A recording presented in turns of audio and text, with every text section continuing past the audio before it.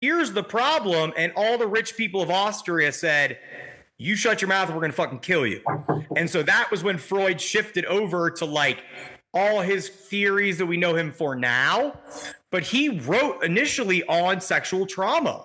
That was what his stance was. And then basically he was threatened out of continuing on that path. So then he started getting into like the id, ego, Oedipal stuff, all those things that we know him for. But his initial stance was like, maybe we should all stop like fucking our kids. And then that just got put away, Aseko. We didn't bring that up again as an issue in America until like the early 90s. We did not start talking about trauma again. We really didn't start talking about it again until guys came back from Vietnam. And then we didn't talk about it because we know, some of us know how common physical and sexual abuse in the homes are. It's unfortunately extremely common. And so we just straight up didn't talk about it until 30 years ago. And let me tell you, dude, that doesn't mean it wasn't happening. Right. And so that's what I always try to like prompt people is like, none of this is new. How people respond to it is not new. The ramifications of chronic childhood trauma we're well aware of. Have you heard of the ACEs study, adverse childhood events study? I don't think so. A great study. So Kaiser Permanente is a healthcare system in America. It's called collective. So essentially, your insurance company is Kaiser, but you also go to Kaiser hospitals and like their pharmacies, like internal. Either way, they did a great study in California. It was taking tens of thousands of patients and it had them rate how many adverse childhood experiences they have. And if you're listening to this, you can just Google ACEs questionnaire. We have it on our Get In Fellas link tree. There's a quiz to one of the sites where you can take the ACEs score quiz. And it's, did one of your parents have mental illness? Were you ever physically abused? Were you ever sexually abused? Were your parents divorced? Were you chronically in poverty? So it asks you all those questions, and there is a direct correlation to how many of those events you experienced in your life, adverse childhood experiences, and not only mental health outcomes, but physical health outcomes too.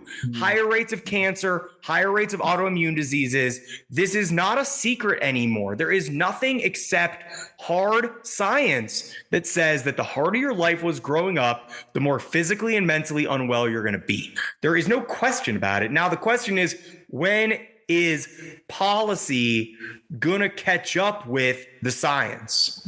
When will government policy catch up with the fact of, we know this, it is happening, it is bad, it is the main, climate change, and then this, whichever one you want to rank first or second, but this is the main problem. Yeah. And so that's why I say there's nothing political. There's no religion or politics on my show because it doesn't matter. None of that is relevant when we're talking about how to treat each other.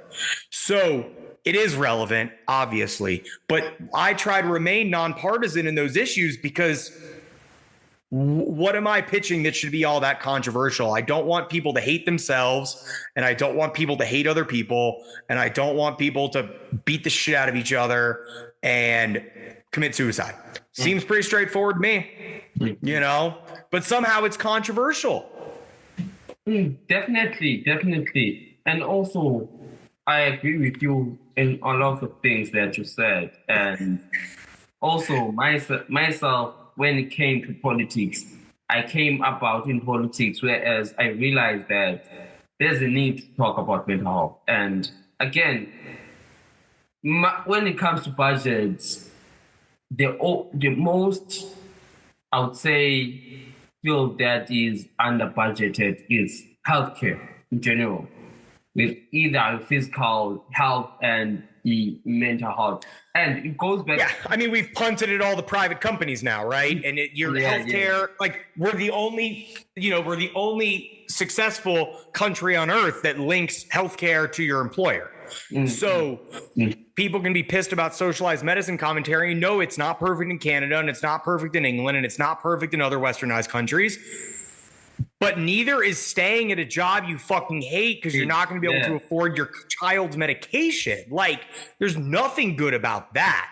So you're right in that healthcare is wildly underfunded. And again, my bias as a teacher, I would also say that public education is in that basket as well. But I have a hard time diffusing public education and healthcare. To me, I had this rosy eye. My mom was on our school board, so like the president of the school board of concerned citizens who value the school and want to support. So I always have had this, I don't feel, misguided feeling that schools should be the center of a community. If a school was also the community healthcare clinic, the community food bank, the community government, like the government office, the school should be everything in a community, because it would signal that this is our number one priority, is taking care of our own and taking care of the next generation. Aseko, we are fucking terrible at taking care of children. It is infuriatingly laughable how bad we are at it. And I'm not a policy expert, and I can't say whether it's any better than it was 30 years ago, but it doesn't feel like it's any better. And I could be wrong, and I don't want to hate on all the hard work that thousands of people have done to improve how we treat children in this country. But it can be as simple as how we treat children, which is like they are geniuses and idiots at the same time. Like we talk to children as if they're both like adults and babies at the same time. So like that's not changed.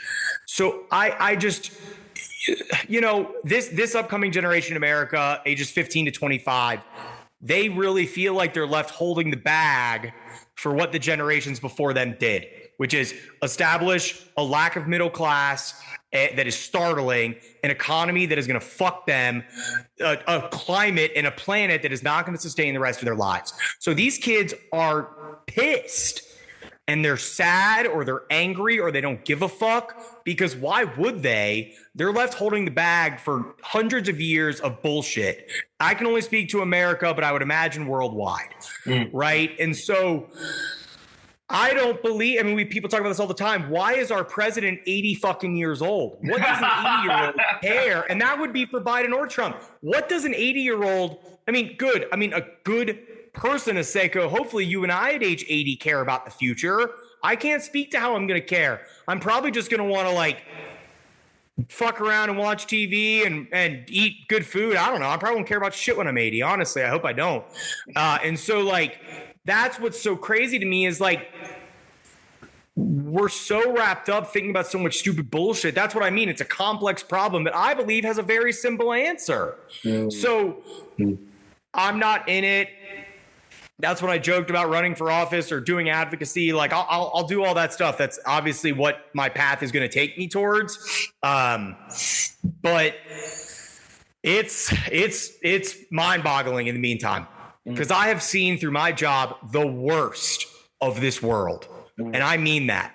Through the lens of the people I work with, refugees from war-torn countries, military veterans in America who feel outcasted after they get back from war, children who are abused and neglected within their own homes, women who are in abusive marriages, men who are, I've seen it all, man. And I just hate that it feels like the answer is not that far from our grasp. And that's what I think is what is the core of what fires me up about it, is like, I don't think it's that complicated.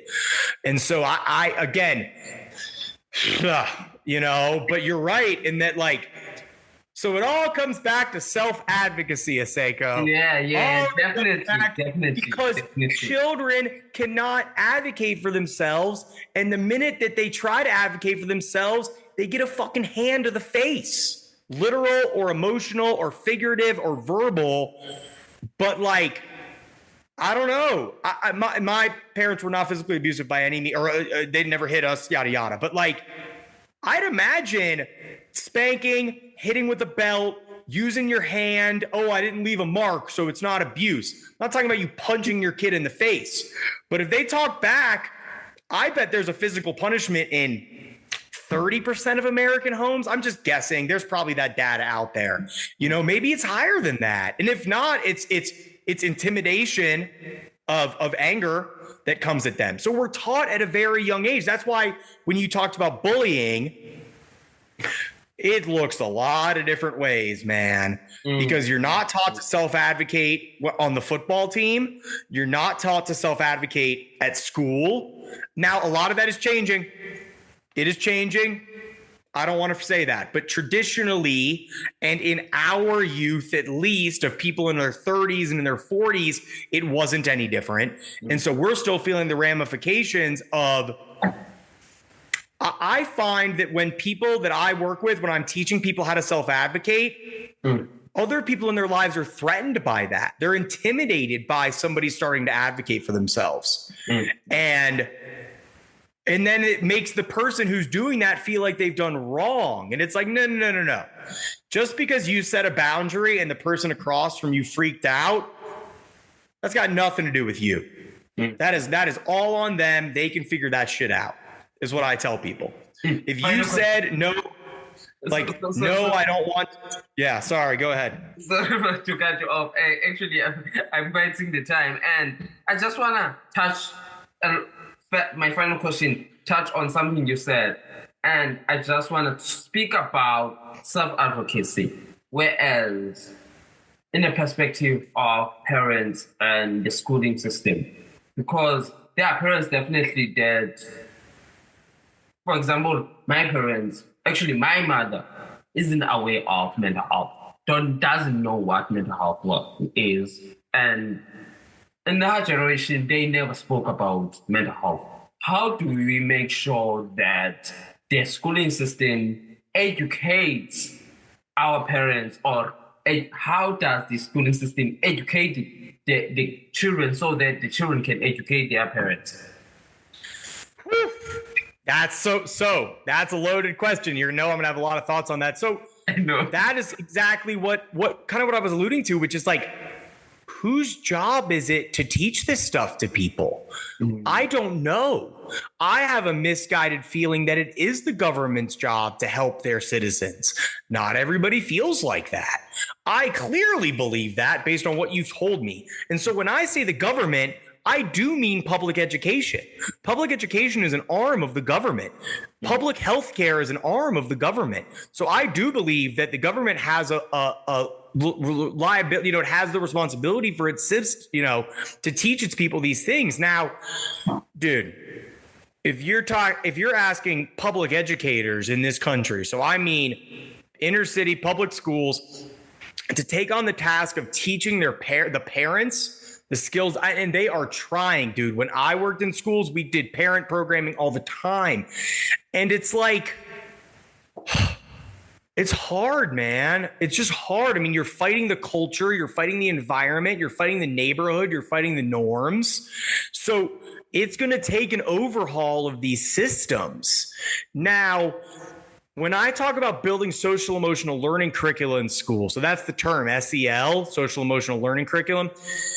It is longitudinal, that we start in kindergarten and these kids are learning these skills every day all the way through 12th grade. That is happening and it's good. It is not fair to expect a child to be teaching these things to their parents. It is unfair, and it again speaks to the fact that we talk to children like they're idiots and geniuses at the same time. For even you as a reasonable, nice person to have the idea that, okay, if we teach our kids this stuff, then they can teach it to their parents. My worry is that the parents are already lost and we should just scrap it. I don't mean that. I'm doing this podcast because I don't mean that. I want older people to do better. I just only see the solution as we need to start at the beginning and just pray it filters up. Pray that, like, the idea that we're investing in kids means that everybody will understand what we need to be investing in, so, but the idea that our kids would learn this stuff and then set an example for their parents only speaks to one of your earlier points. We all get older. It does not mean we grow up. So we would have these kids outpacing the emotional maturity of their parents, which happens to most of us anyway.